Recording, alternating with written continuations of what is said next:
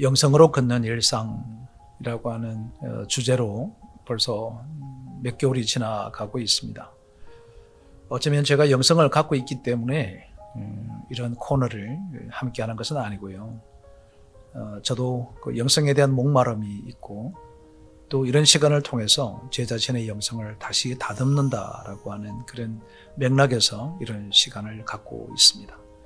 오늘은 그 영성이라고 하는 것을 저는 정의를 어떻게 내리고 싶으냐면 그 세상의 소음들을 죽이는 것, 이렇게 좀 정의를 내리고 출발하고 싶습니다.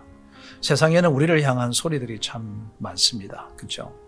또 세상이 이끄는 그 유혹이라고 하는 소리들, 이것들이 굉장히 위협적이기도 하고요. 때로는 두려움도 많이 줍니다. 세상의 소음들은 우리로 하여금 성공하라고 이야기하고 성공지향적으로 하라고 그러니까 막 일상이 바쁘게 되죠. 막 바쁘게 하는 것 같아요.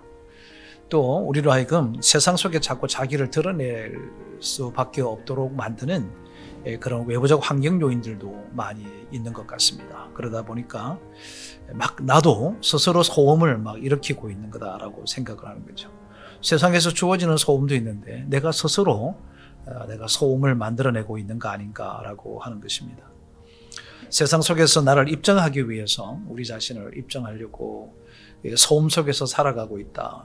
저도 이렇게 사역을 해가면서 혹시 나도 이 세상 속에 저 자신을 뭔가 이렇게 드러내려고 하고 나를 입증해내려고 내가 이런 사람이야 라고 하는 것을 드러내려고 하는 이런 소음들이 많지 않은가라고 하는 것을 반추해 보기도 합니다. 그런 측면에서 보면 주변의 사람들의 그 반응에 따라서 나 자신의 삶이 막 흔들릴 때가 있다는 거죠. 그렇죠? 사람들 눈치를 본다든지 사람들의 기대치를 충족해 주려고 하다 보면 그 내 안에 영적인 어떤 갈망 이런 것보다는 내 세속적인 어떤 그 갈구들이 점점 더 커지지 않는가라고 하는 겁니다.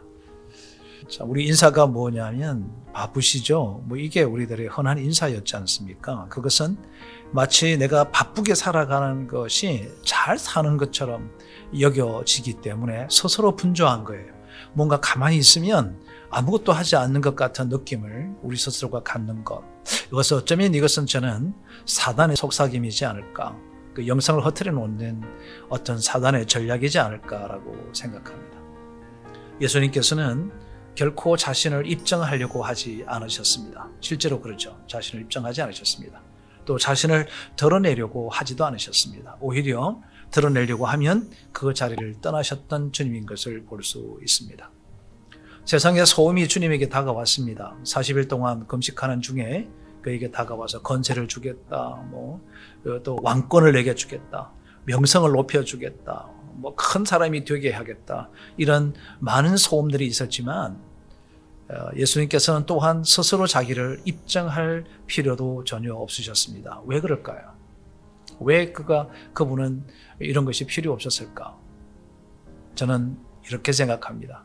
하나님의 사랑이 가장 귀중한 것이기 때문이었을 것이다 라고 하는 겁니다.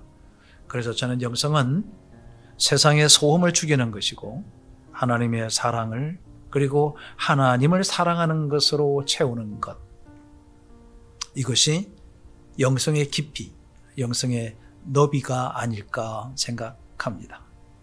저도 오늘 여러분과 함께 영성을 나누면서 저 자신도 세상의 소음을 죽이고 하나님을 사랑하는 것과 하나님의 사랑에 대한 깊은 것으로만 채워지는 그런 삶을 살아가기 위한 새로운 결단을 다시 한 번 더 해보게 됩니다. 영성으로 걷는 일상이었습니다. 고맙습니다.